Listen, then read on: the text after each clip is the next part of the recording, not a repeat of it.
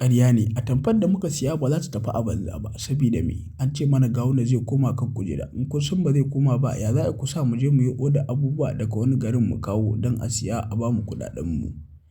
Sun gama yin ɗinke-ɗinke domin Abba Kabir Yusuf zai sauka daga kan kujera, Dr. Nasiru Yusuf Gawuna ya hau, sai Allah ya yi kuma Abba Kabir Yusuf shi ne zai ci gaba da gudanar da mulki a jihar Kano. Kashim Shettima ya fito yana magana akan Dr. Abdullahi Umar Ganduje akan irin abubuwan da yake faruwa, ya ce duk irin abubuwan da aka ƙunsa na cewa Abba Kabir Yusuf sai ya sauka daga kan kujera, Dr. Nasiru Yusuf Gawuna da mai gidansa Dr. Abdullahi Umar Ganduje so suke su karɓi mulki ta ƙarfi da yaji a jihar Kano, yayin da sun san ga wanda Allah ya zaɓa ya ba shi kujera. Shi isa Dr. Abdullahi Umar Ganduje yake shiga yake fita yake nanikewa wato shugaban ƙasa Bola Ahmed Tinubu domin a mai wani mukami. Shi isa Bola Ahmed Tinubu ya ce a mai shugaban jam'iyya, dalilin da ya sa kenan aka mai shugaban jam'iyya shine yake cewa sai ya karɓi mulkin jihar Kano domin ya dawo ya fake da cewa za a yi abubuwan alkhairi su dinga ɗiban kuɗi suna ɓoyewa. 'Yan Kwari dai sun siyo atamfofi na cewa Gawuna yana nan tahowa ya ƙaraso domin Abba Kabir Yusuf ya sauka da kan kujera. Yanzu kuma wani matashi ya fito yana zage-zage a social media yana cewa shi bai yadda ba, an karɓi kuɗaɗensa an je an siyo atamfofi kuma an san ba siya za a yi ba, dalilin da ya sa kenan ya fito yake zazzagin Dr. Abdullahi Umar Ganduje da Dr. Nasiru Yusuf Gawuna.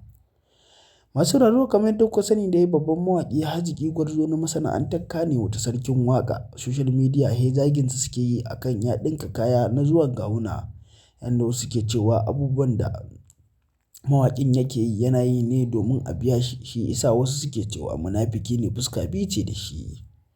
Kashim Shettima ya ƙara bayanai akan irin abubuwan da suka faru akan karɓar mulkin jihar Kano, yayin da ya ce ya cire hannunsa, mai gidansa ma ya cire hannunsa wato Bola Ahmed Tinubu ya ɗauke hannunsa akan mulkin jihar Kano, don haka kotu ta yanke hukuncin da ta yi niyya. Shi yasa kotu ta duba ta gani ta yanke hukunci akan cewa Abba Kabir Yusuf shine halartaccen gwamnan jihar Kano.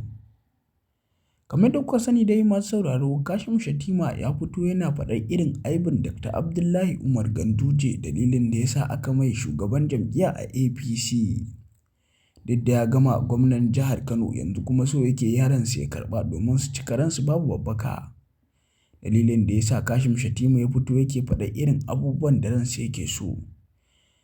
Lokacin da Kashim Shettima ya fito daga gidan gwamnati na jihar Kano, ya gaya ya ce Abba Kabir Yusuf ba zai taɓa komawa kujerarsa ta gwamnan Kano ba, yayin da ya ce Dr. Abdullahi Umar Ganduje da shi da yaransa su za su ci karensu babu babbaka. Cikin hukuncin Ubangiji kuwa kotu ta ayyana cewa Abba Kabir Yusuf shine halartaccen gwamnan jihar Kano wanda al'umma suka zaɓa domin ya musu aikin alkhairi. Sarkin waƙa kuwa ya sha zagi a social media yayin da ya ɗinka kaya na zuwan Gawuna. Su kuma 'yan Kwari sun fito suna zage-zage akan shaddodin da suka cire kuɗi masu yawa suka siya da cewa Gawuna yana nan zuwa yana kan hanya.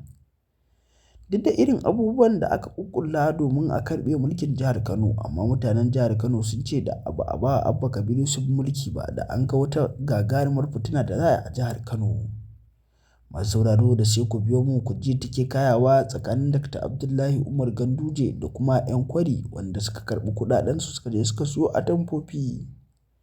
Ku dangwala mana subscribing da alamar ƙararrawa don samun ingantattun shirye-shiryenmu zafafa da zarar mun ɗora.